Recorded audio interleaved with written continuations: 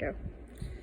10,000 and 20,000 new cases of avascular necrosis are developed in the U.S. every year, according to the Cleveland Clinic. Now, while it's not a very well-known disease, it can have very negative effects on someone's life. So today, we're going to discuss what actually is it, the contributing factors, and how you can prevent it. So now that I've talked about what this speech will cover, I'm going to move on to what avascular necrosis is, also known as osteonecrosis, and you'll hear me refer to it as AVN, an acronym, multiple times throughout the speech. So, AVN is the death of bone tissue caused by a lack of blood supply.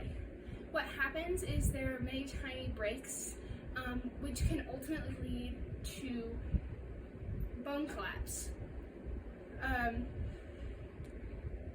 which is very extreme, so that can take up to years to happen. It's most commonly seen in people ages 30 to 50, but anyone can be affected by it. Some symptoms, usually this pain is very gradual, so early on there's probably not going to be many symptoms, and then you'll have pain when you put pressure on it, and then overall you're probably going to start hurting all the time. And the most common area this occurs is in the femoral head, which is where your hip and leg attach, so like right here. But it can also occur in your shoulders, knees, hands, and feet. So sometimes with this disease, it can occur on both sides of wherever it's happening, and that's more common with non-traumatic causes, which we'll come back to in a minute. So now that we've discussed exactly what this disease is, we can dive a little deeper into the contributing factors of AVN. So the most common cause is bone fractures, which or bone dislocation, but 20% of cases happen with unclear cause, coming from the Cleveland Clinic.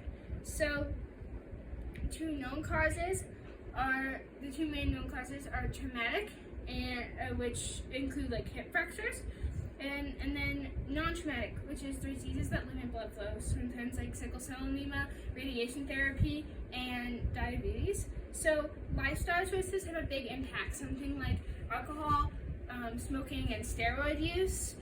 Those are probably some of the biggest contributing factors, aside from the actual causes. So now we've talked about what it is and some of the life contributing factors, we can jump straight into prevention. So all of these prevention methods are from an article written by Serena Burham, who is a hip and groin preservation surgeon. So most of these methods probably are pretty simple, but they're very important. So you want to limit your steroid use, you want to limit your smoking and alcohol, because they can all improve blood flow. You want to protect your hip if you're doing anything that can hurt it, so make sure you're using padding.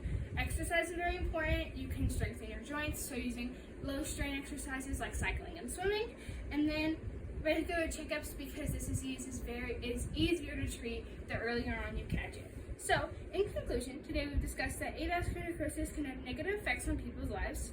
We did that by discussing what avascular necrosis is, its contributing factors, and steps you can take to prevent it.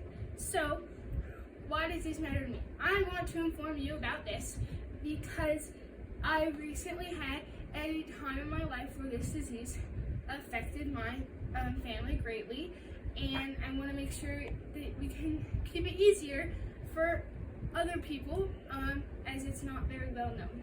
So thank you.